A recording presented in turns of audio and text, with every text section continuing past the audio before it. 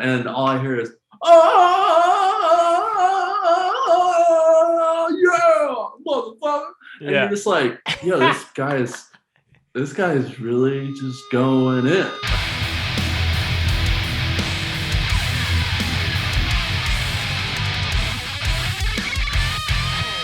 One, two, three. That's perfect, just a bit more.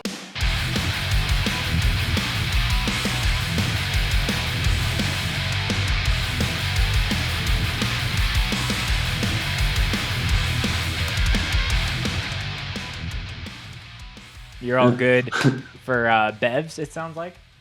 Yeah, dude. Yeah, absolutely. Cool. Well, without further ado, I'm good to get going. Thank you so much, everyone, for tuning in. This is another episode of the Scoped Exposure podcast. We're going from Calgary all the way down to Florida to be chatting with, in my opinion, one of the most hyped death metal bands right now, BODYBOX, and Harry, who I believe does vocals, but correct me if I'm wrong there. Yes. Awesome. I do vocals. Awesome. Yeah. Well, I appreciate you coming on the show, man. Yeah, no, thank you for having me. Of course. Sure.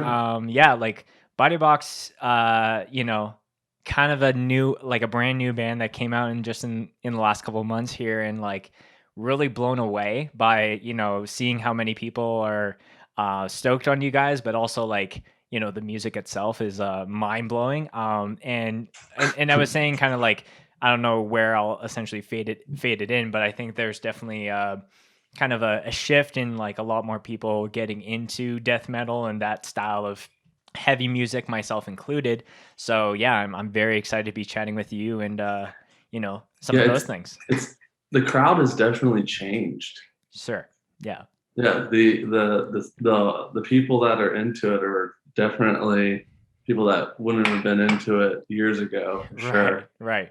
Yeah. Well, there's a lot of like connecting of the dots here because like Gator, who friend of the show, came on kind of like mid season 1.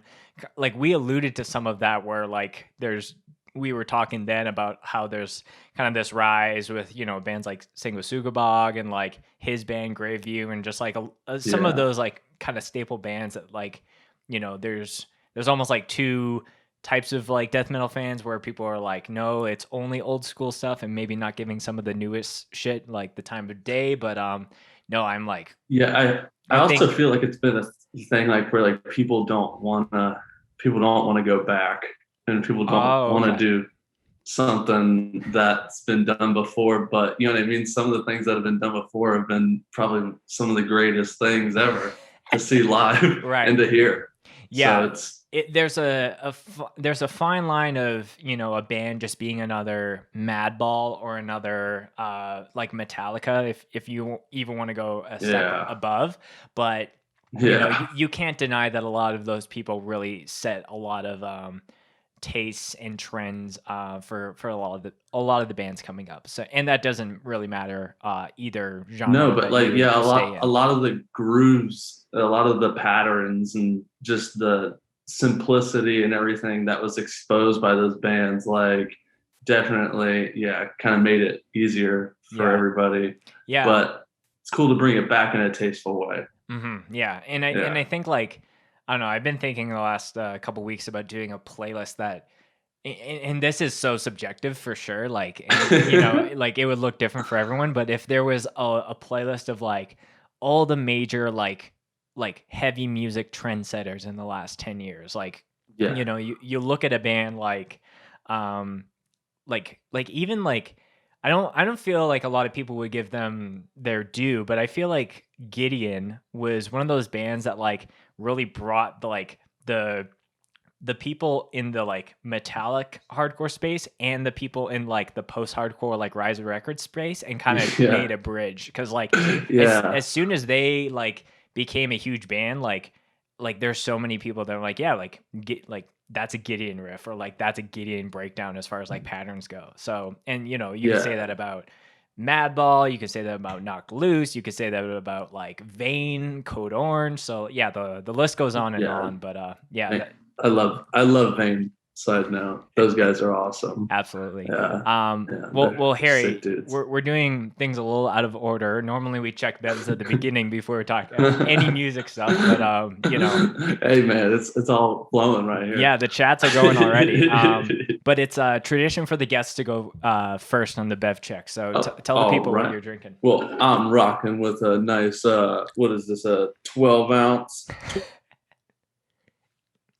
a little Coors Light action. 12 ounce Silver Bullet Coors Light, doing it right at 3:05 in the afternoon. You know, it's a Saturday. Right. I mean, I got work later, but you know what I mean? Yeah. Gaming for that. Sure. Do you do something work-wise that's in the bev range where you could do that, or is it totally separate? No, I'm a sound guy, so I run your sound at venues and stuff.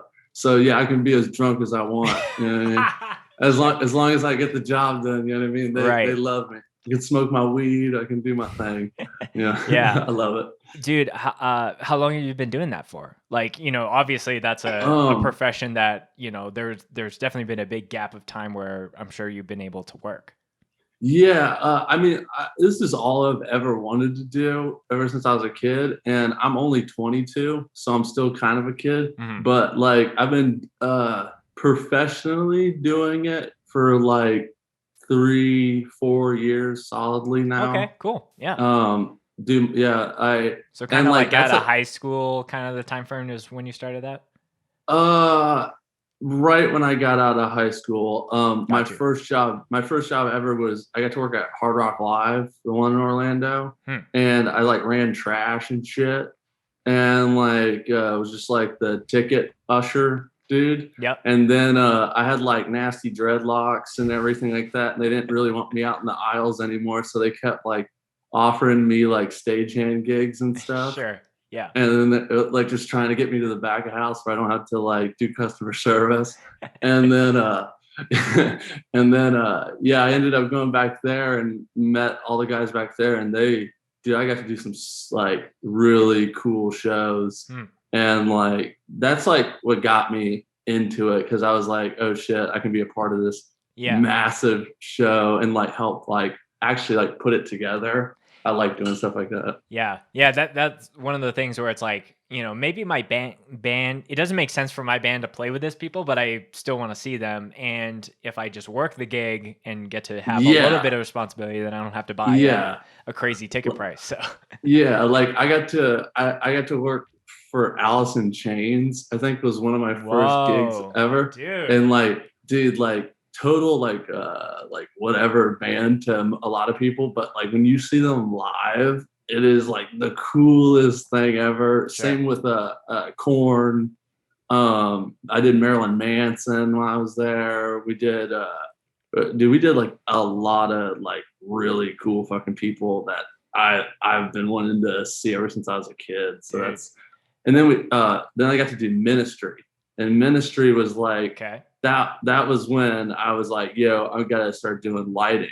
And because I saw their whole show and their whole stage setup and everything, and that's what got me into lighting, honestly. Yeah, seeing that thing. So do you multitask? Like you do the sound and the lighting, or I'm sure there's a couple of gigs where it's like, oh, someone else is doing this and I just focus on this aspect. My dream was to be fully lighting, but you know what I mean. Ever since COVID and everything, you kind of have to be a man of many talents to keep the job type of thing. Absolutely. So yeah, and I just work at I run a little club downtown Orlando, which is the old back booth down there. It's called Soundbar now. And right now it's just me working there, so it's nobody else, and I think I'll have like a couple guys here and there help me out, but really it's just been kind of slow, but we're getting back to it now. Well, you know, full force. Being able to have a little Coors Light before work is always a bonus for sure. It's a treat. It's a treat. Yeah, definitely. It's a treat for sure, my dude. You know, it's always funny because now I'm trying to always like I just before the call here, I did an episode with my friend Ravi, and he plays in a band called Juice from up here in Canada. And I was like trying to find like the most juice related bev to drink. So I feel like for a Body Box podcast, like the only appropriate drink to check would be a Liquid Death to match the death metal vibes that we're going to be talking about. Dude. Murdering your thirst. Absolutely. Yeah, so we're doing the sparkling. That's my go-to. Dude, me too. I love it. Yeah. It gives me that little bit of carbonation, not too much. Yeah. Like the mountain water, like the still water, if you want to call it that, it is what it is. But like I'm definitely reaching for a black can over a white can for sure. Yeah, for sure. I do production for this wrestling company in Orlando called No Peace Underground, and they just got sponsored by Liquid Death, and like they sent us a bunch of stuff, dude. Yeah, so we're hydrated. Yeah, Styx. I had him on the podcast. I don't know if you caught that episode, but just being able to chat with him about that brand and what they do is like, that should be the only water that you should be buying. Like, fuck Aquafina and Dasani and all that bullshit. Like, get something that's like renewably, sustainably renewable, and probably the best tasting water, anyways. No, and it, like when it came out, like it was supposed to be such like a niche thing for such a niche market, right. And then like it was just like like if you had it, that was so cool. Nobody drink it, just put it on the shelf type of thing. But yeah, I love how they were just like, no, this is gonna be everywhere. Yeah. Like, well, I love that. Like you might know about this, but he told me off air, and I think that they've made this, and they have made this announcement, but they're in a ton of, like, the plan is they're going to be in all these Live Nation venues, as the world starts to fully open up again. So like now it's going to be like any show, like Liquid Death is going to be the water of choice, and it doesn't feel like super out of the ordinary to like everyone else maybe drink a Bud Light or a crazy craft beer, and then I think it makes sense. Yeah, my grandfather, he never drank or anything. Way different from the rest of my family, tremendously. And so whenever he'd hang out or something, he'd always like have to like, I can't remember what they're called, but the little green bottles, and he'd sit there and just drink a non-alcoholic beer, even though they taste like really, really strong tonic water, like that you would just mix with something. You'd have to mix with something, but he'd just sit there and drink it just so that nobody would make fun of him or anything. But I think it'll be good to have that at shows and stuff. You know what I mean? Have a can for all the straight edge guys, for all the guys to just hold. You need something to hold in your hand. Yeah, it's the amount of times that I've like either dropped off cans because I'm trying to just like share the Liquid Death love, because Styx sends me so many. I'm like, this will like there's it's almost one of those things, and this gets into a larger topic that we don't necessarily need to go down, but it's one of those things where it's like, if you had a surplus amount of money, making sure that a lot of your shit is covered, like you could still like pass off some of that to your friends. Like, hey, I have a, it's kind of like a supply, taking care of people. So I'm trying to take care of people and spread the word about Liquid Death. And the amount of times that people are like, oh, like I won't drink one of those now. Like, I can't have beer at 10 a.m. I'm like, dude, it's water. Like, if anything, you should drink a Liquid Death at 10 a.m. You're good. Now you can drink this. Yeah. Yeah. No, absolutely. Well, Harry, cheers to you. I'm really excited to be doing this podcast. Cheers to you, Spencer. Cheers to you. Thank you, man. So like I said, like BODYBOX, brand new band as far as like, you guys just put out your first release, having a crazy response. I'm sure in your local circle, but especially online as well. Like the fact that I always think it's like, even when my band put out a demo, I was like, the fact that people across in Europe and all these places in the States are hearing it. So like, like for someone like myself, like being up here in Calgary and being like, no, BODYBOX is like a badass band. It's very clear that is resonating with people. So definitely want to chat about that release.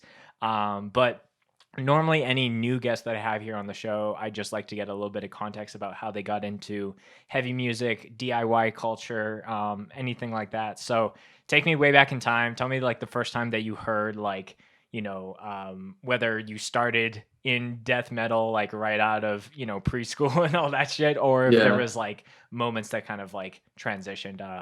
Tell me about that. I had a great childhood when it came to music. That's the one thing I will say 100%. My dad was he still is to this day. He's the Bud man, so he sells Budwiser. Oh, okay. And it's just all he's done. That's all my grandfather's done. They just sold beer their whole life. So we've made our friends and everything. And when I was a kid, like my dad, he would just get us into every concert he felt that we should see as children. And so he took us, I think my first concert ever was Stained. Wow. Okay. Very, very interesting for a first concert.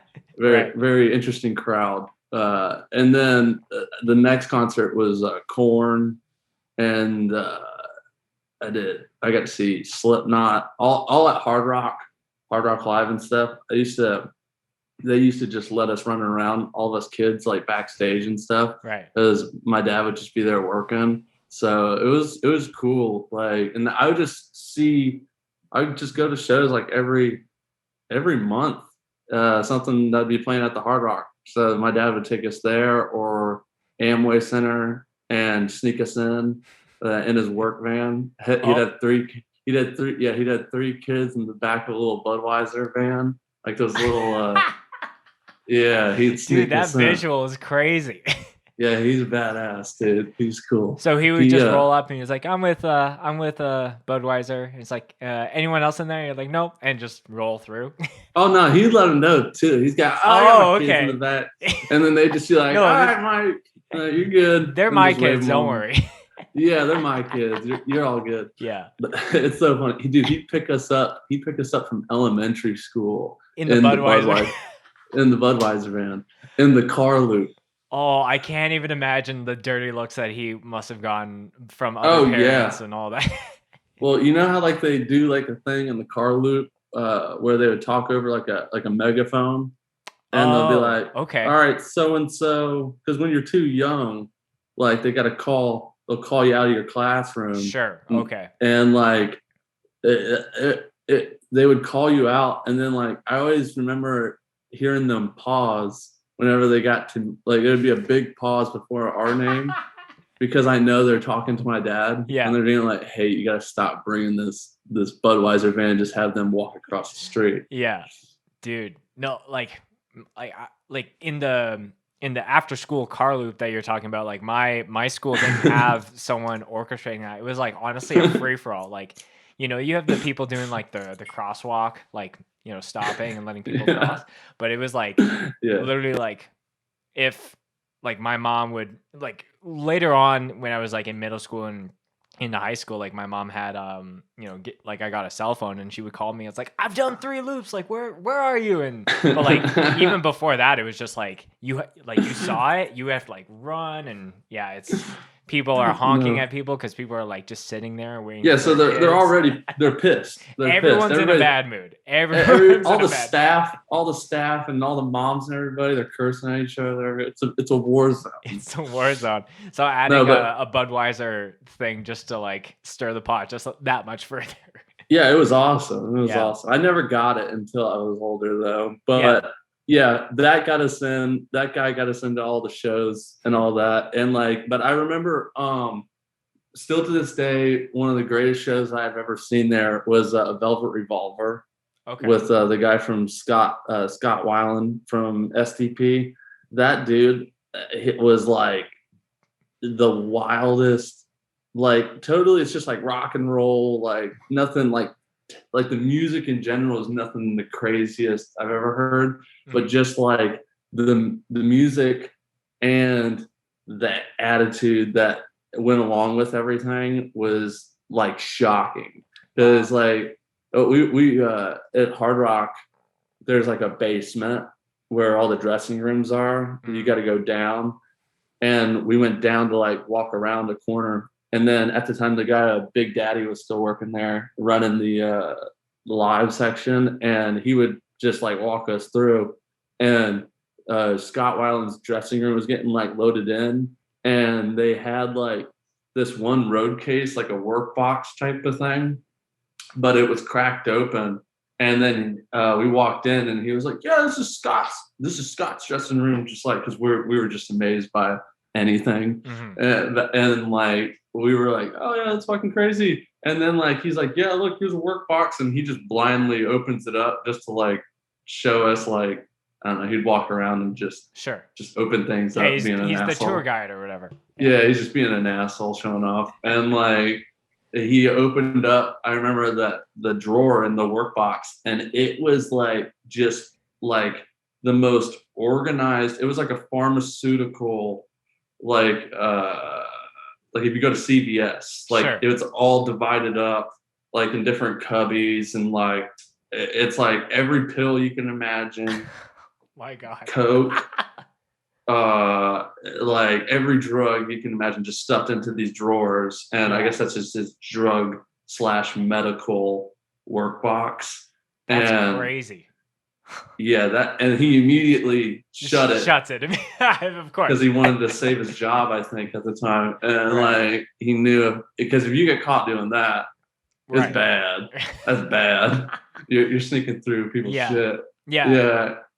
So that right there was like, and I was only like 14, 15, and like I was like, "Yo, this shit's fucking real." This motherfucker, because he went on stage at night and he was fucked up, like out of his mind, but he killed the set, absolutely killed it. Walked off, had to be carried off the stage, but it's like just the wildness of it and everything. It definitely stuck with me for one of my first shows. Yeah, and I think that's a big thing, whether it's, you know, heavy metal, metalcore, hardcore. I think it's just the wild energy that's like so eye-catching, and it's like such a, even if it's like one of those things that you're unsure, like if it's your first show and you're just like seeing like people like literally jumping like arms up, not like, oh, like I'm gonna do this, like people going absolutely crazy and doing the wildest shit, like it's such an energy that isn't really in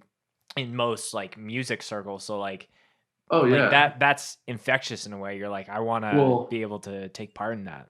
And then on top of that, that was at one of the most safest places you can go see a show. Sure. Yeah, definitely. So that to feel that at that place that's really crazy. You got to be really good to be able to deliver something that good with that many people, and there's such like a huge disconnect and everything with playing those bigger venues too. So like that's definitely it's impactful when someone's able to do it, and definitely in that form. But that was how I was, like, that was my first experience. But then like when I was about 17, 18, about 17, 17, I got kicked out of my house, and that's when I started going and just sneaking out of my friend's house that I was living at, and we'd go to like hardcore shows and stuff. And that's when I think my first show was at Back Booth, and it was Cruel Hand and Lifeless. Oh, and okay. Yeah. It got lit.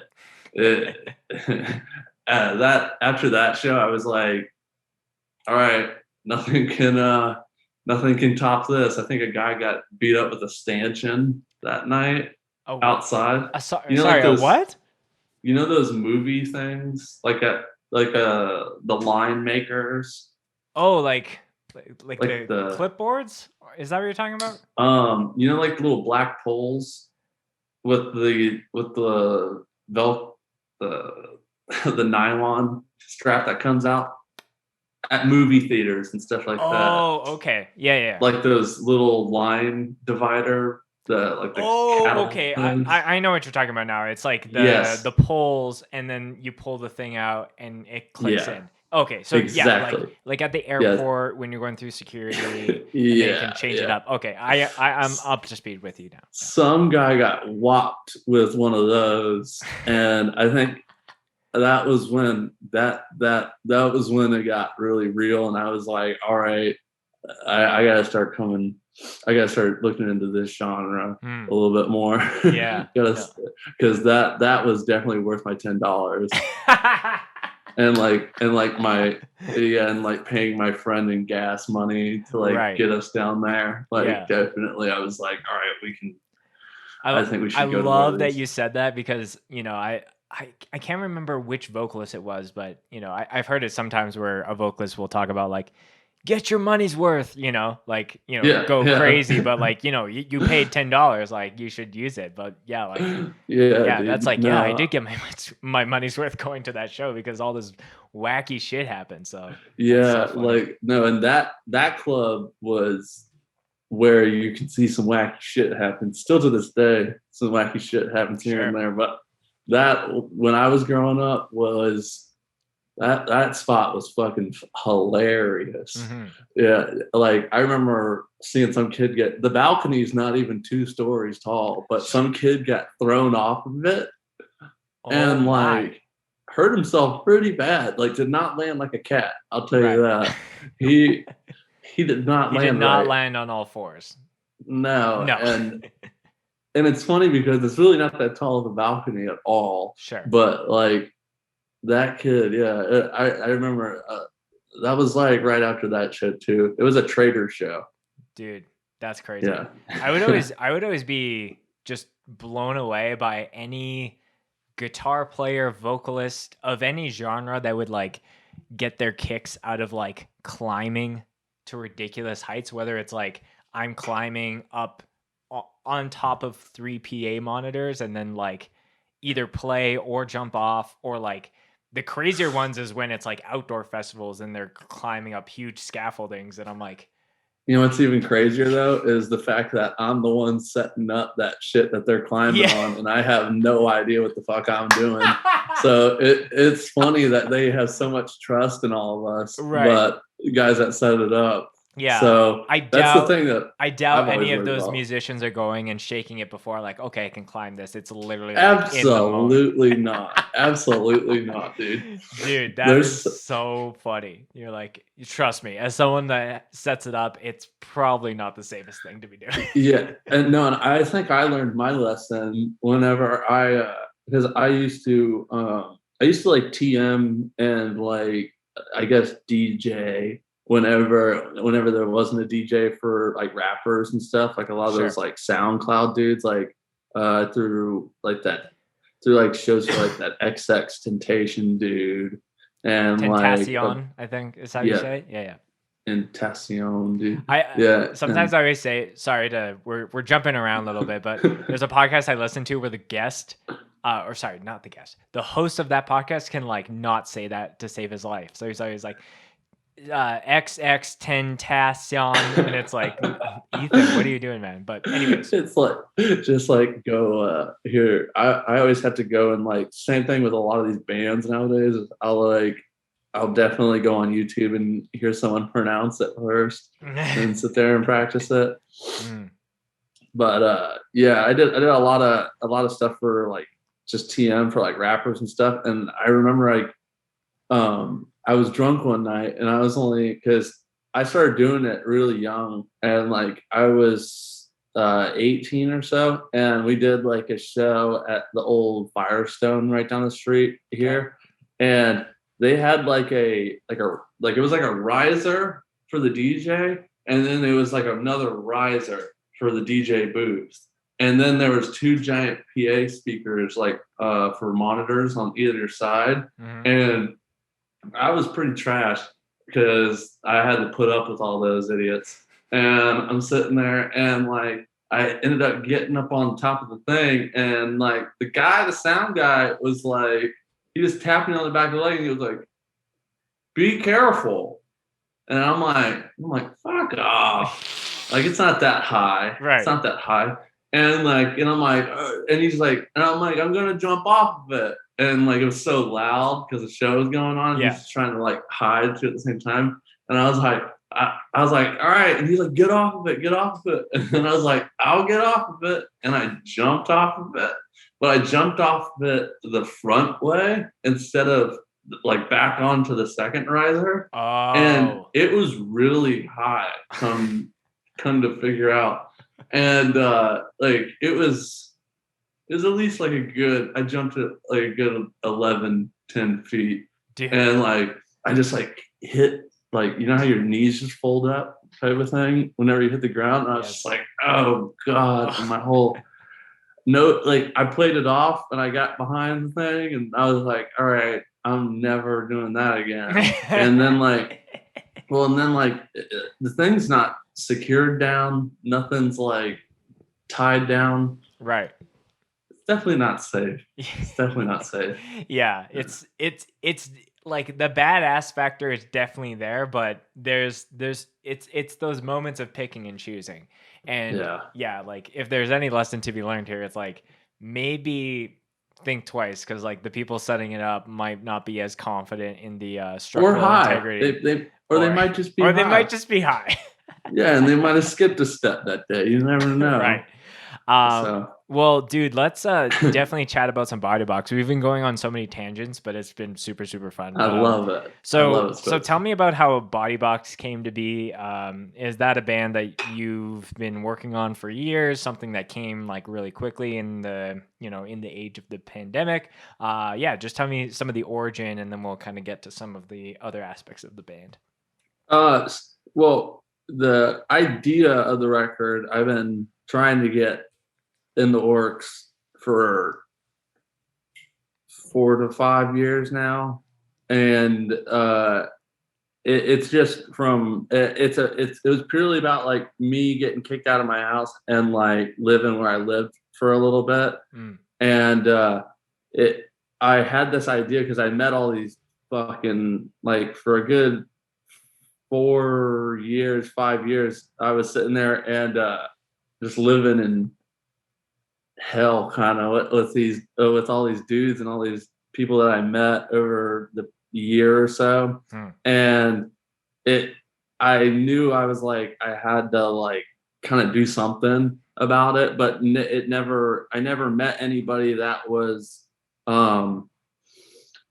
good at playing music, if that makes any sense. Sure. Yeah, I got you. And like I was like, I knew like how to record stuff. I knew how to like, I've been playing drums, guitar, yeah, that's about it. Yeah, that's about it. I was about to say something else. That's about it. Yeah, I've been playing drums and guitar and recording for like ever since I was a little kid. So like I knew I wanted to do that, but I wanted to do it like in a group type of way. Sure. And during the time where I was really like thinking about it, like I couldn't find anybody.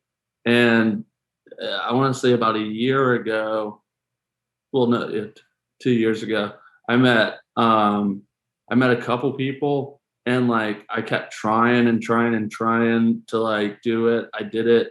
I trashed 2 full records. Oh, really? Okay. One record with one dude, I ended up trashing.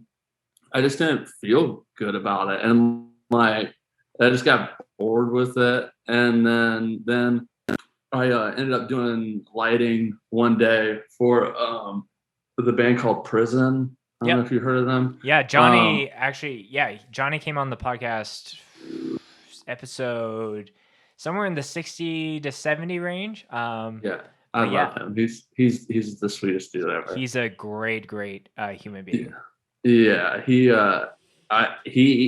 He was like, yo, we want to do a music video with you. And because I was doing lighting mainly every day, and I knew all their music and all that. And they ended up coming through and we shot a music video. And then Hunter was filling in for John, their bass player, in the music video, because I think he looked very similar, and John is busy doing some family stuff. Sure. And so like that's when I met Hunter, and I remember me and Hunter were just having this really like the director of the video was just doing his director thing, and all directors are very tedious, and the job alone is very tedious. Absolutely. So me and Hunter were just sitting there dreading the whole process after I think the 100th take or something like that. And I think we bonded tremendously in my kennel.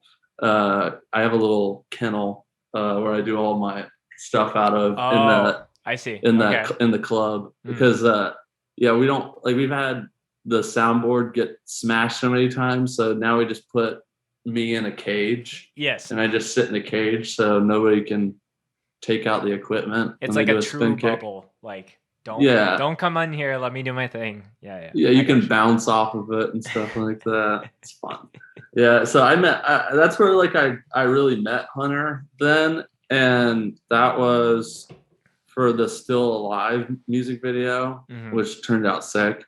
That was a year ago now, I think, and year or so, yeah. And it wasn't till I think months afterwards that quarantine happened, and we all got hit with this really weird thing that sci-fi movie shit that we never thought would ever happen. Yeah. I thought I picked the one job line of work that you couldn't really get fired from. Yes. You know what I mean? You can just be just a idiot all the time, and you can't really get into too much trouble. Right. But yeah, we all got fired. I don't know how we did it, but we created a disease that got us all fired. Yeah. And that's when I finally had time to I don't know, I lost my mind in my house, first off. And I remember Hunter was still living I think it was Deltona. Yeah, Deltona. And I went out there and I was like, hey, let's because I was a huge fan of Greyview and worked for them a couple times, and that stuff to me was the heaviest shit I heard in a long time. And so I ended up going to his house, and we recorded a whole record, a 5 EP record, and I don't know, we just it sat there for a little bit, and then we ended up just trashing it. And he ended up moving out of that house, and then he moved into a house in Orlando, which was really close to me, and he was living with Oscar from Greyview. And when he got there, I think we got the most fucked up we've ever gotten fucked up in our whole lives, or at least in a good minute. Sure. And Oscar, would bring the new Amsterdam in, and we would just get blasted out of our minds, and we ended up writing this. And my whole thing with Hunter is Hunter writes really technical, good shit. And my whole thing with writing it and what I wanted when we write this was that I didn't want technical shit. Right. I want good shit, but I want some fun, groovy shit. And I got him drunk enough, and I got drunk enough to where it was just it was cool how it happened. Yeah, there was zero overthinking because you guys were so many drinks. There was deep. no thinking at all. There was no thinking. There over was or under. None.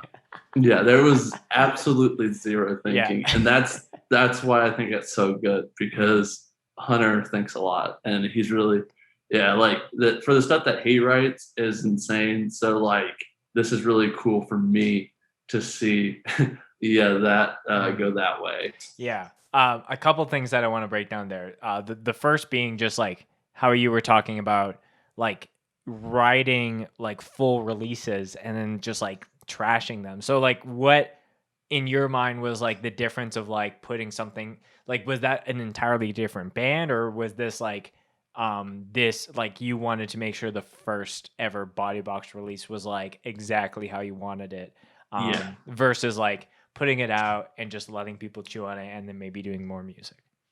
The reason why I didn't do anything, and I could have done it a couple years ago. Sure. But like I am terrified of giving people bullshit.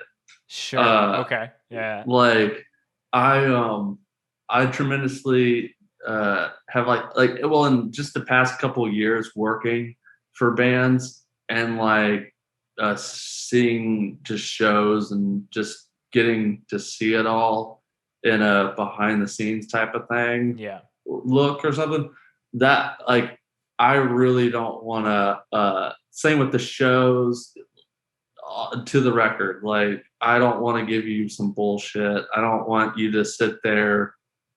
Like I want the shows to be good, formatted good. Like I don't want you to come see my show and see a band that I don't like type of thing. Like sure. I want the whole thing, because the whole thing really is an experience. Absolutely. Like, yeah. It really is. And like, you can write something that's not a, you know what I mean, a Mozart, you know what I mean? Not everybody's going to do that. Like some people just can't mentally do that maybe. Like a lot of people can't do that. And like I feel like people stress themselves out tremendously on that part of it, and they forget that it's the thing. The thing is like it's a you're getting to see it live, you're getting to see it recorded, and it's all about just kind of like making it into this fun thing that everybody can live with. Sure. Like I feel. Yeah, like that's a huge point. Just talking about like the power of like a good experience at a hardcore show, or a any show of that matter, is like the thing that kind of gets people in the door or fully cements their interest. Like people can there's so much music in the world where people could spend if they truly never left their house from like March 2020 to today, like there's so much music to whet your palate with, death metal, hardcore, any genre that you want. Nobody would ever leave the house. You would never leave the house. But the thing that like, it's about taking that and then seeing that in a live setting and getting to see those bands actually execute on it. And like I've said this on the podcast a couple of times, but like I'm really interested for the bands that are like brand new, like never played a show, and just are either planning or have talks with their very first show. Like you're gonna see who like got like overproduced in the studio and it doesn't actually represent them in that live setting. But that's gonna be a huge thing. You're absolutely right. Like this whole thing comes back to the experience of that, and we've all like had a lack thereof of that in the last year or so. Well, and like a lot of the newer death metal bands that I just now am like finding out of like in the past like couple months and like the past year, I would say like that's inspired me tremendously to see a lot of those bands kind of just hold back and be like, we're gonna give what we know we can, and then like be able to like plot out something and like give us something bigger than like, it's not just going to be a show like and we're going to make show of that. Like I like that. I don't like just like because as much as I love hardcore, I don't like some of the people that take the DIY thing like as an excuse to like not give you something or deliver fully on my end. Sure. Yeah. If that makes any sense. Yeah. And I think if I'm understanding that correctly, it's like the DIY aspect of using that as an excuse not to give someone that true experience like you were talking about. Yeah, and like, you don't have to have lights or right. Yeah, we're not production. talking about being like corn level production, but like it's about being properly practiced stuff. It's about being like intentional about like, hey, like the songs that you're hearing aren't just like random lyrics that I'm making up on the spot. Like, right. Yeah. Well, no, and like that shit's been, like I've done that with a couple of bands that I've been a part of, and it never feels good on the other side. And so like you can be like a band to where like you can just do gutturals the whole fucking time. Sure. But like, and I think that's fucking amazing. Do it. And like I'll be there. But like I want something somewhere else though to make up for it, or like type of thing. Like you don't have to have lights or anything like that, like we're saying, or anything. You don't have to have like this giant, massive production. But it's just like, all right, well, I bought a ticket, I bought a T-shirt, I bought a hoodie, I bought your tape. Oh yeah, and I gave you $5 on Bandcamp. Where did that go to? You know what I mean? Right. And like, yeah. Mm-hmm. I feel really bad. You know what I mean? Because I want to show everybody like where, and like just put it all into physical. That makes me feel a lot better. And then like that's what I want to. That's just how I feel like I can give in that area. Mm-hmm. Yeah, and going back to the live show aspect, like. I think people can have different preferences, but I think most people like, or even just, I can only really speak for myself ultimately, but like for me, it's like, I can say different things about different subgenres or whatever, but if a band is going to do that, like do their thing, like you said, like if a band is just going to do gutturals, like go and do that thing. Like there's been plenty of bands that I've seen that have done stuff that is like, out of the norm of what I'm used to, but I feel like because it's out of the norm of what I'm used to, I give it way more time of day. Versus if it's a weird thing of like variety at like a DIY local show, if you want to call it that, and making sure like things aren't leaning one in the other. Because then if you're not being intentional about diversifying, it's like, okay, all these bands sound the same. The representation of all these bands are all the same. And there's no it just feels like you're seeing the same band 5 times over, if that makes sense. Well, and that was so like when a big reason on why the record took so long and why I just didn't just push out what I could at the time was because I wanted to make a record that I could make into a show type of thing. Mm-hmm. And I don't have a lot of money. So like I can't I didn't want to make a record or like a thing to where like it's not like I need to go out and do like some massive show and put a lot of money into it, but it's like, are you going to hear the samples in the songs and stuff like that we like, the samples that we have in our songs? Yes. If I can hang a backdrop that night, I'll hang my backdrop. You know what I mean? Like, it's like the little stuff. I feel like, talk with the lighting dude if they have one at a club. Right. Like, you know what I mean? If they don't have much, just at least just do what you can. And like, I just feel like it, because you're creating that moment that was created on the record, and you got to do it live. Yes. You got to like recreate it type of thing, or it's just like kind of, I don't know. There's a disconnect there. Yeah, like that's what I feel like people love about this. In my eyes, like it's like they can see it whenever they listen to it. Like it's coming from a weird. They could see where it comes from in this. Like I don't know. Like it has a story that I think everybody has seen living around here in Florida and stuff. Like we've all had our run-ins with idiot drug heads and stuff like that. And yeah, so like I feel like people can relate to it heavily. Sure. Yeah. So, talking about the EP specifically, like I think you guys did a really great job at like connecting all the dots of the vibe of that you wanted to set. Like definitely some of the song names, I was like, wait, like what? who And so like who names the that's song like Doplo? So well, and like so the idea is like that just starts it. yes. So like all this is just starting it, and like the newer material that we have, which we're gonna play at all the shows coming up. Oh, okay, cool. Yeah, there's new material that we'll be playing.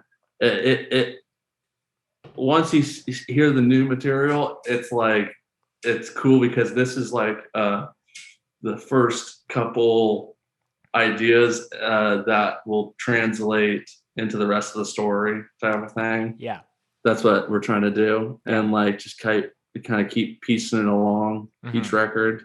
Yeah. So the next record, you'll for sure.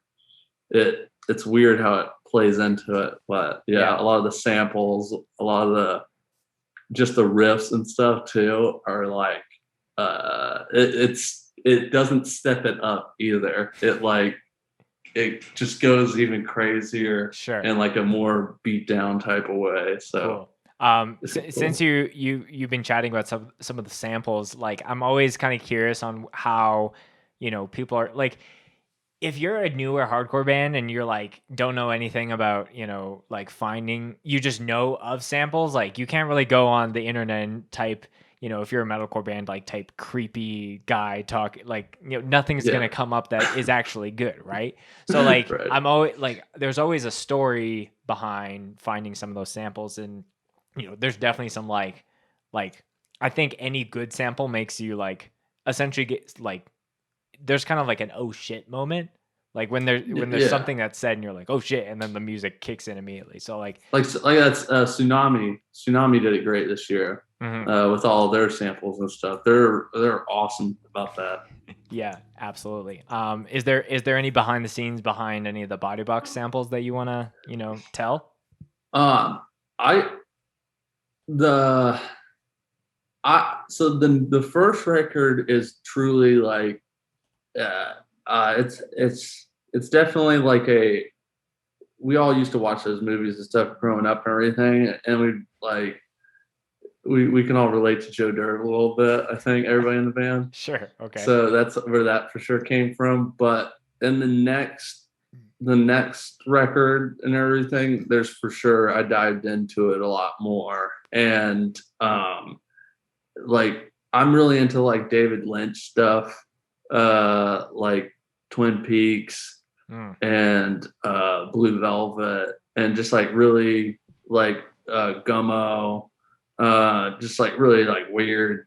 I like weird shit, and like just creepy, like just it's all about how like a movie shot and everything, and like I like the sounds and everything to where they're not like jump scare sounds, but they're just like build up type of thing. Sure. Yeah. So we're pulling more of that from those movies and stuff. Cool. And we found some cool shit. Yeah. No real story. We love Def Leppard. Yeah. And we love Joe Dirt. Yeah. On the. Yeah. And I feel like, that's just a part of the music ultimately. So like it plays a part into, where those things come from. Like, when my band was doing stuff, it was like it brings me back to a time where I like we have in our first main song on our demo, there's a Fast and Furious sample.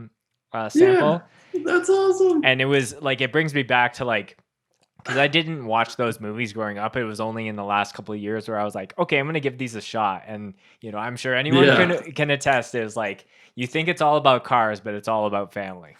You're like, all right, Vin Diesel. Yeah. Right. Yeah. The second one definitely is my personal favorite. The one with Ludacris in the giant afro. Yeah, dude. That's when he was making big money. Yeah. Yeah. That was probably before he did his little song with Justin Bieber. Oh yeah, I forgot about that. Yeah, Luda. He made a hit. Yeah. I forgot. He made a hit. Yeah. No, Yeah, I think that was just us being so fucked up that we were okay with putting a sample from a movie that was just like so obviously like known that like because a lot of people like and a lot of people told me too that they're like, damn it, I wanted to do that with my old band so fucking bad, but they all told me I was stupid. Oh, I see. So you're like, nah, you don't have to overthink it. No, or underthink it. You just gotta do it. Yeah, and like I like they were right. Yeah, it is a stupid idea, but I think it's just so stupid that that's what makes it cool. So well, absolutely, yeah. I think that's a huge thing. Is like, like we put so many little different things, but and it's always weird sometimes where I'll hear one band do a sample, and then like a couple of years later, another band will do it, and sometimes it's strange because like there's a band from up here in Canada called Stepping Stone. I don't know if you're familiar with them, but on one of their songs, I gotta check it out. Yeah, they're like I feel like if you like they always talk to themselves about like dirt bike hardcore, like just like ripping and drinking Monster Energy drinks. I'll send it to you. Hell yeah! But they had a sample. I'm blanking on the name. I'm actually blanking on the sample. No, I just know there's a sample that I heard that they did, and then a bigger band put it on theirs and on their record, and I was like, oh, that kind of sucks because like I know that more people should know about that band, but it's not like this thing that like no one owns that sample per se, but there are people that like definitely like popularize it, if that makes sense. Yeah, like you can. I was a little scared. Like I was sitting there, I was like, when we were picking sample, I was like. Because at first I was gonna do like soprano sample, like soprano samples. Yeah, like I love Sopranos. Dude, there's like an infinite amount from the Sopranos that you could pick from.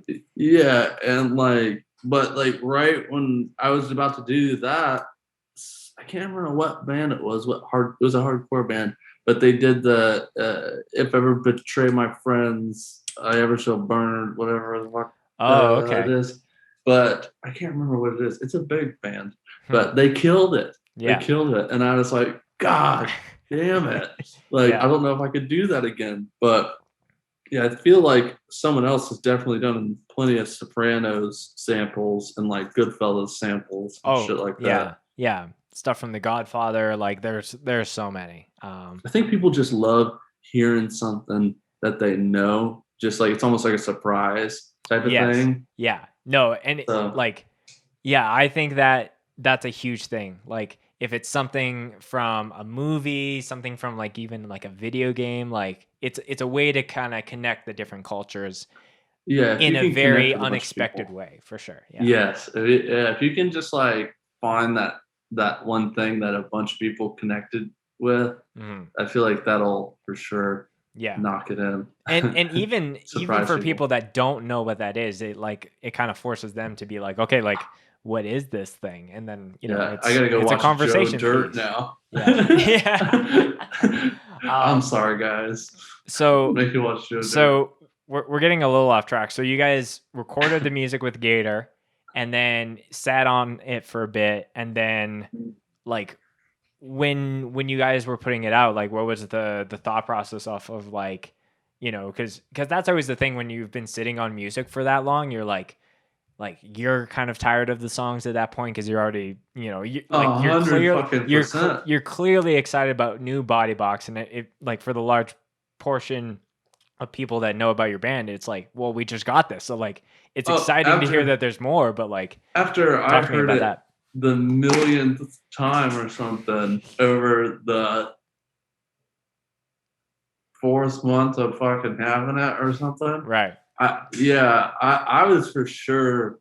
I wasn't done with it, but I was just kind of like, yeah, all right, there it is. Like that's what it is. There was no artwork for it yet. There was nothing like that, and like the idea was still like kind of smoothing over, sure, and taking out rougher parts that I feel like should be, it's like just going. I like to go over it. Like I like to make it and then just go over it. Like because you know like how whenever you make something like just it could be like a couple days later, like a couple months later, you're just like, fuck.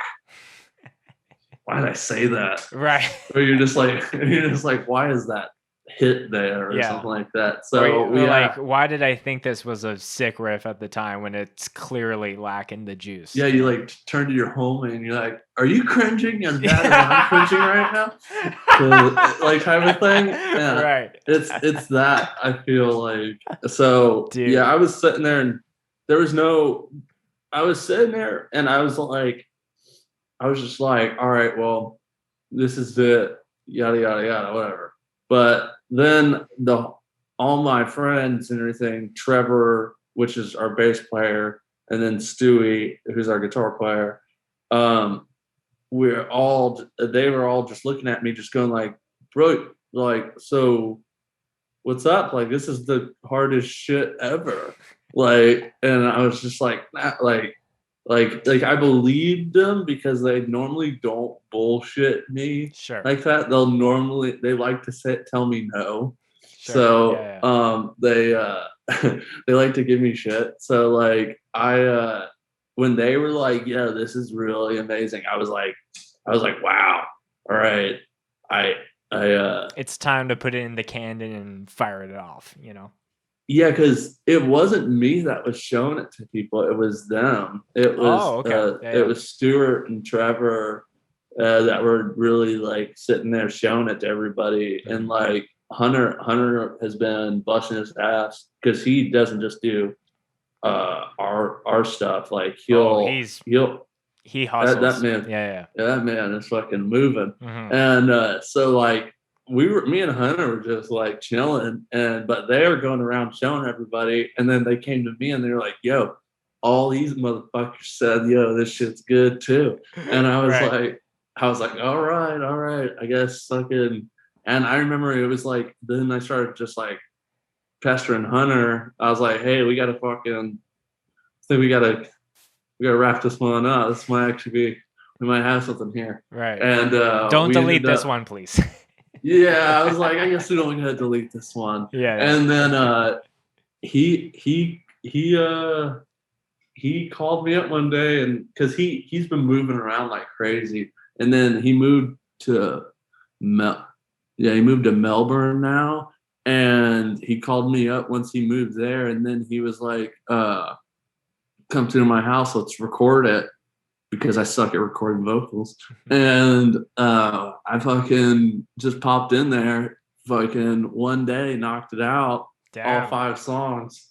And yeah, and he sent it out to he had it for a little bit, and then he sent it out to our homie Brandon, who mastered it. And he does Gravy too, I think. And he fucking took it, and it was like so crazy to listen to at first, but like then he took it, Brandon, and like Hunter sat in there in a room and just like mixed it, mastered it all, and like honed it in. And when I got it back, I was for sure like, holy fuck, because once he cleaned it up and everything, like, because it's a lot going on, in those songs. Like, just a lot of it's like a lot of tempo changes, and then just a lot of like me just being an idiot, and like so like it's a lot to like pick through. So like Brandon, and then there's samples, and then like it doesn't seem like a lot, but to people that play it, it's a lot. Right. And like it's a lot for like this is my first music thing I've ever done. So like I've never, like, you know what I mean? So when Brandon got a hold of it and strangled us and got us all to calm down in it, and it sounds amazing, and I immediately released it and just put it up there.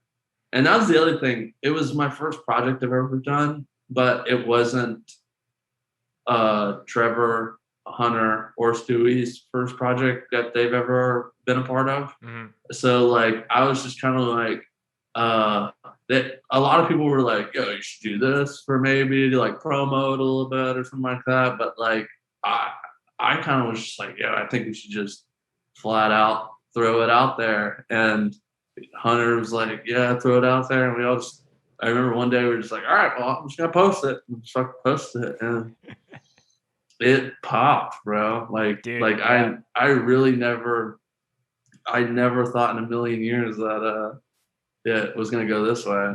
Yeah, especially like for a first release, like overthinking like how like we kind of did the same thing with my band. It was like we didn't really think about tapes or doing shit like that like as like the launch of that. And you know, like I'm sure there's probably a couple people listening or watching that probably will disagree, but like I think for the debut of like a new music project of yours, like it should be like just there, because there's no like it's like a purely authentic thing that people can push out into the world, and that's what you want. That's what you want for your first release. You just want people to push it out into the ethos, like, hey, here's this new thing, versus like, here's the music, but then there's the tapes, there's the merch, blah blah blah. Like do that shit, like, you know, once that first wave crashes, you know? But I was sitting there and I was really worried about that, because like how I was saying, like I really fucking care. Right. Like it bothers me. I can't sleep some nights because like I don't want it.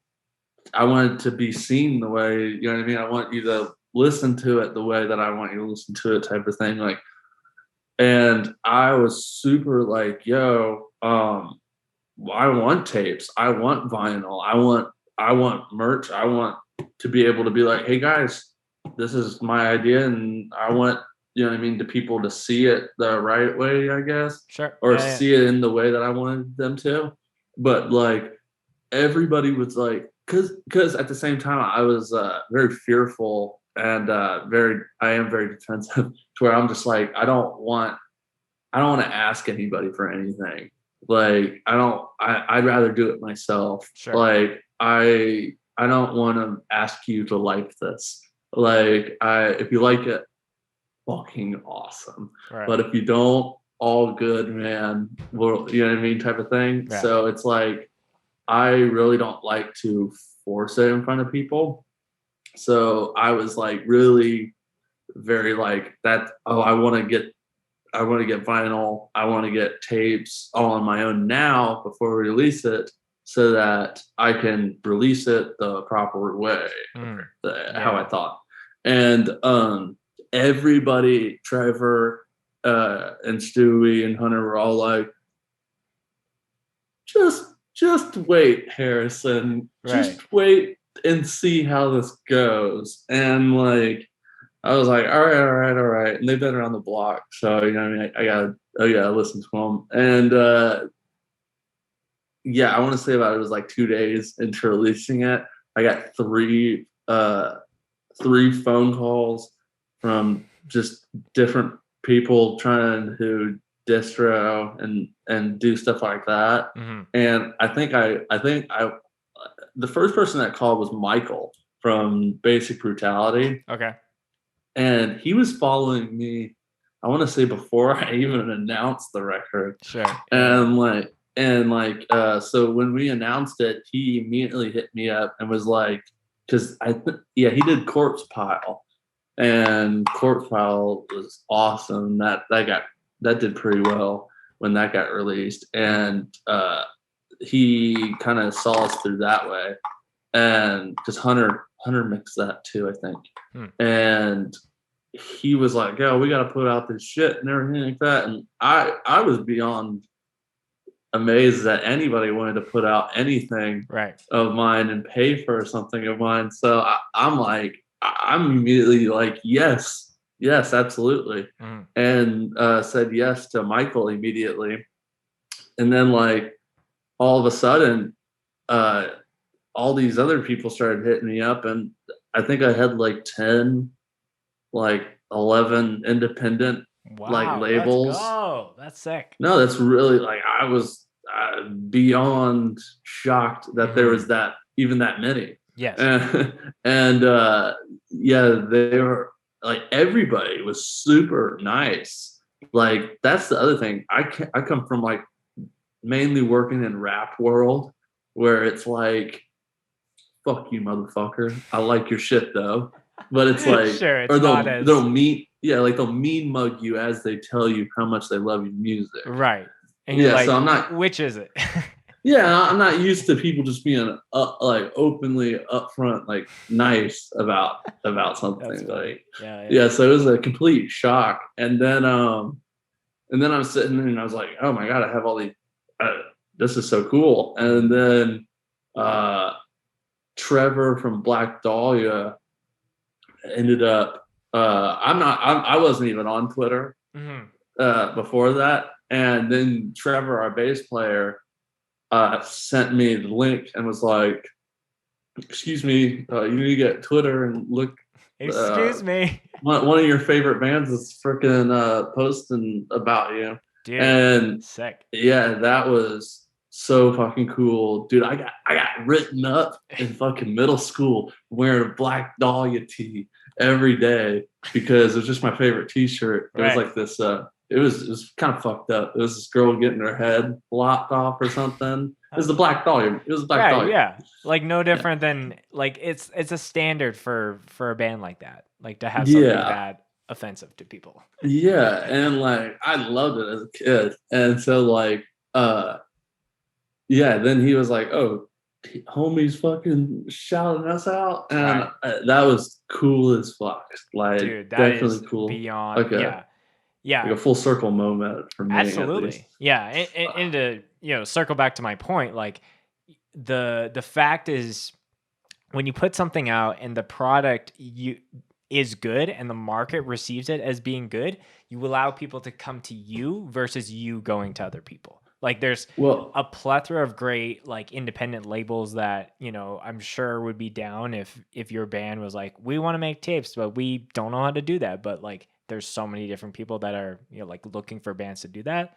But I think, I think that's a way, like you said, to like you put it out and you like even if you got one, I'm sure you would be happy. But to get into double digits of people that are like wanting to bring your product into a manifested state is, I think. That's why I was like, when Michael hit me up, I was like, Michael, abso-fucking-lutely, my dude. Right. You can do whatever the fuck you want, my guy.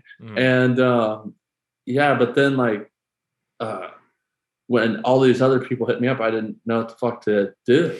And then Trevor started tweeting about it, and then I really didn't know what the fuck to do. And then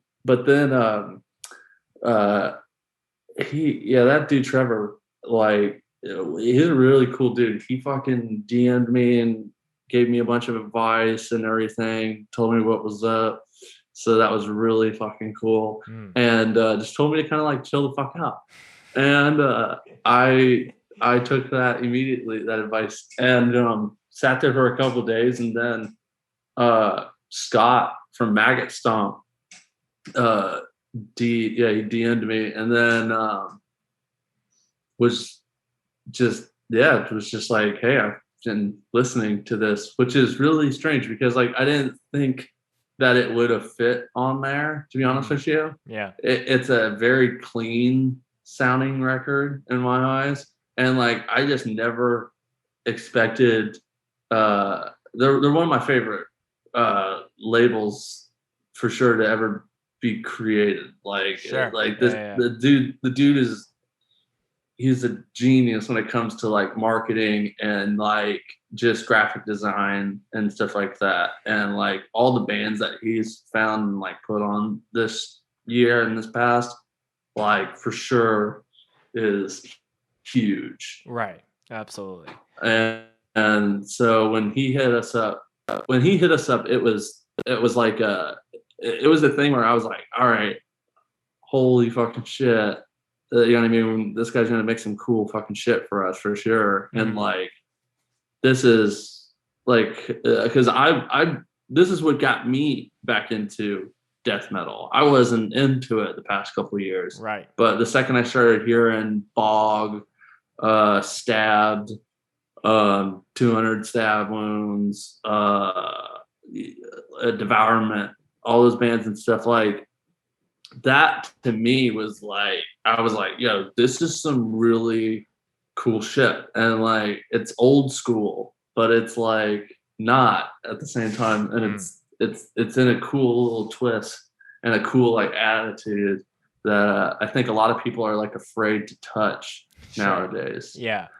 People don't want to go down that route. I feel like they're afraid to be, I don't know. It's interesting. Yeah, like I definitely think that there, in every music genre, there's going to be people who you know, have, oh, like this is the legendary like era of this music that everyone tries to replicate, you know, whether that's death metal or hardcore. But you know, like speaking as someone that really didn't grow up with a lot of that, like I definitely went more of like, you know, the new metal, like metalcore kind of stuff, and then you know, eventually went into that. So like like you guys, for me, are like a way to kind of broaden my horizons and kind of look into that world a little bit more. So like I think I look at that as a net positive versus like looking at you know, expanding different things. So yeah, like that's what was really fucking cool that I thought about Scott, because like he put us on there even though we're obviously not what is on there already. Sure. And that's what I love that he was so cool about doing. Like I feel like a lot of people would have been like, like we don't really want to have a band that has, you know, these types of sounds on our death metal label type of thing. And you can easily have that old head type of mentality. Sure. But it's really fucking cool that he was like, no, this is cool. Yeah. I don't give a fuck. Yeah. I'm going to sign this or distribute this or whatever. Like that is beyond cool. Yeah. And I think having the crossover, because like, you know, off of some of the shows that you've announced, like playing with largely a lot of like hardcore bands like 3 Knee Deep and Minefield, like there's a lot of variety, but I hope that is a standard kind of going forward, that like there's an undeniable amount of strength in like mixed bill shows, like how we were talking a little bit earlier, like you pay $10-15, whatever it is, but you get to see like 5 different worlds of heavy music all under the same roof versus like the same breakdown re part like 5 different times. And it's like that's what makes it cool for the kid that's going to see it or whatever. Like, you know, like I don't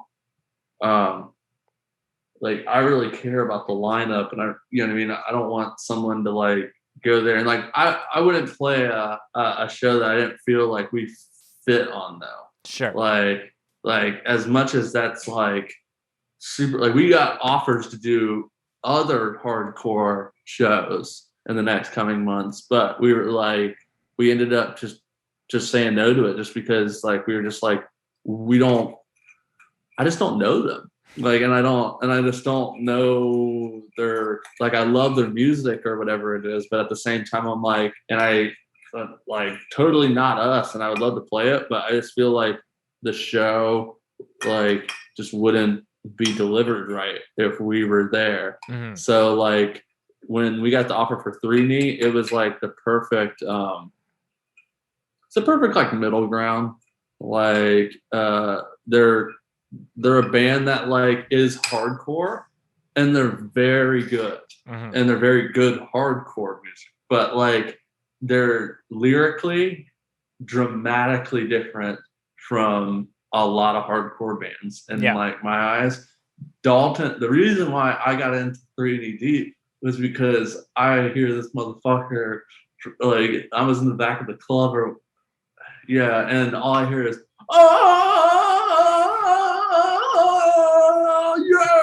motherfucker. And you're just like, yo, this guy is really just going in. Like he just doesn't give a fuck. Right. Like he's, as Dalton would say, he's tapped in. Like I was like, yo, that's that's really cool. And like a lot of people would come up to me and be like, "Oh, I don't like 3 Knee Deep because they're just like they're just whatever." And I'm just like, yeah, that's the coolest fucking part about them is that they show up and it's just like like you don't even know what's going on, and then all of a sudden you just get smacked in the face with this like dive bomb, like cool like jungle beat type of rhythm band that's like, and then you got all these Dalton's like a lot of people don't know that he's been a DJ for a fat minute, and he does like, bro, he's got a little Triton, like a Roland Triton, I think it is. I might be wrong. Okay. And it's like a little, it's like a rack mount synthesizer. Oh, okay. And dude, the shit, like the soundscapes and everything like that for all 3 Knee Deep come off of that. And he just sits there at home and he has a machine and he's got a bunch of keyboards and shit, and he just sits at home, man, and just like, I've never seen anybody like entertain themselves the way that he entertains himself with this. But it's inspiring. Yes. Yeah. And like, yeah, it was cool to see also like where those sounds came from. He picked it from a piece of machine. Yeah. I thought was really cool too. Love that. Yeah. And I hope that there's, someone to capture some of the shows and to see people going off, because I really think, you guys are going to kill it and, just grow as a band as we kind of get into this next chapter of heavy music. We can start to wrap it up, Harry, but this has been a really great chat. Yeah. I appreciate you making some time and being flexible, and of course. So the last segment of the podcast, as I'm sure you know, is a favorite mosh story that you would like to share. So that literally could be anything that's top of mind, whether it's like something that happened to you, something that you did to someone else, something funny, something gruesome, whatever's the first thing to your head is how we kind of start to end it here. All right. Well, off the top of my head, I would definitely say Vane. Okay. Those guys, that was the roughest show. One of the roughest shows that I've ever worked. I got to do lighting for them. Okay. And they're just like, as you know, when they play, it's just like the songs don't really have an intro, so it's just like go and you're going, and like it was a pop-up show. Do you remember that rapper Tankhead? He like murdered some dude in Miami. He's in prison now. He was with that. He used to hang out with that XX Temptation dude. Oh, okay. He used to be in that little circle. And it was a Tankhead show. And you know the rapper Cupcake? I'm honestly not on my knowledge for rappers, so you probably would know way more than I do. You probably won't like Tankhead so much, but definitely you will love Cupcake. Okay. Cupcake's the homie. Okay. And but she raps about like just like pussy and shit like that. That's funny. And so like dramatic different crowds. Like it went from SoundCloud trap to a Vane pop-up show. And this was the night that we all like just like realized that we need to hide trash cans and hide things like stools and like objects that could be used as a weapon type of thing. Anything that a normal person can pick up and throw across the room. Yeah, we really learned it that night. And it was just nuts, because they wanted to black out the stage every time before they go on, and like I'm sorry, but that's the coolest hardcore band like ever. When they told me that, they're like, oh, can you black out the whole room when we go on? Yeah, because like most people that go to shows like that are like, keep the fucking lights on, I can fucking see. I'm gonna get decked in the fucking face. Right. And like these guys are like, no lights. The first song and a half, like no lights. Right. And like so like they were doing like an intro where it was just like a Tom breakdown or whatever. Sure. And like that guitarist is using that pitch shifter thing where he's like, yeah. And fucking, it just was like, and I blacked out the lights, and like all you hear is just like, you don't hear the guitars anymore. All you hear is just oh.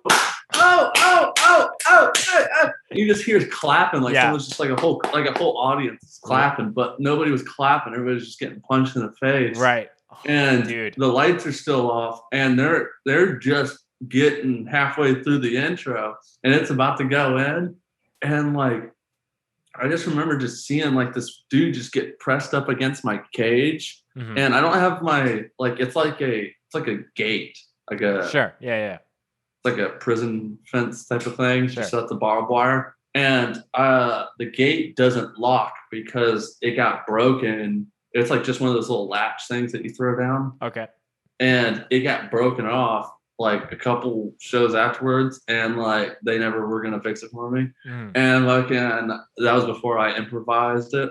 And it fucking, some kid just gets pressed up against it. The door comes flying for the cage door comes swinging open, slaps the front of house mixer, and almost like just took off my hand type of thing. Oh my god. Because it swings open like that. There's and no system to slow it down or stop it.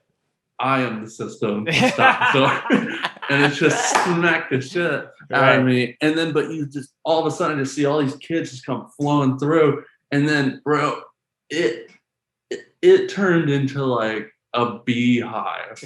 Like the whole room just turned into a fucking beehive, bro. Jeez. And like, all this shit's happening. So I just hit a random thing on the whiteboard, and the whiteboard just starts going crazy. And I'm like, all right, whatever. And the band's playing. And then as the band's playing, some dude, you could tell like a real fight was starting to break out in one of the corners, because like everybody moved away from the cage and like moved towards that corner. Yeah. And then all of a sudden, as that happens, the rappers started fighting in the back or something. What's happening? So there was like a fight going on in the back because all the rappers are clashing with the hardcore kids, and like people are stepping on their shoes and shit. And then like fucking all of a sudden in the bathrooms, a fight breaks out in the bathrooms. So then we got 3 fights going on all in one room, and Vane's still fucking playing. And like, my God, so you're sitting there, and like I'm trying to help all these. This is just 30 seconds into it, and we're helping all these. I'm helping this goddamn kid get out of my goddamn cage, and at that point in time, I looked out of the cage and I got out of there, and it was just erupting, like just people like flying off the stage. It was probably one of the coolest fucking shows I've gotten to see there. But some girl or something got her shit kicked in, and she's been suing us ever since, I think, for that. But like, or trying to sue the band, or I think trying to sue both of us. There's some lawsuit that's happening. Oh, she got her shit kicked in. She got her shit kicked in bad. Yeah, because everybody, it just turned into a giant fucking, like everybody in this whole place was swinging for their life. Like, with the mentality of like, if I'm going, nobody can hit me type of thing. Right, yeah. The mentality of if I mosh super hard, no one will hit me. But it was almost like, usually it's a couple people that have that mindset, but it sounded like there was just so many people, and then it just really became a slaughterhouse. Well, and then when you go into the back, and then our security guard Tyree was just like, he was working that night. At one point in time, we're all just like, yo, like, I don't even think we can kick anybody out, because this is literally everybody in this whole venue. Right. We just gotta wait till the band stops, because you can't even stop the band at that point in time. You stop the band, then it's fuck the venue, and then riot. Yeah, dude, that is crazy. Like, sounds like a whirlwind of a time. It's either, so that's like the craziest mosh pit story. Yes. Mosh pit. Definitely. Mosh pit. Well, yeah. applaud you for that, Harry. No, that like yeah, ended with a fucking bang for sure. Obviously all the BODYBOX links and all those kind of social handles and websites will be in the description of the video and the show notes of the podcast. But if there's anything you want to plug, shout out, or send the people off with before we wrap up the show officially, the floor is yours, my friend.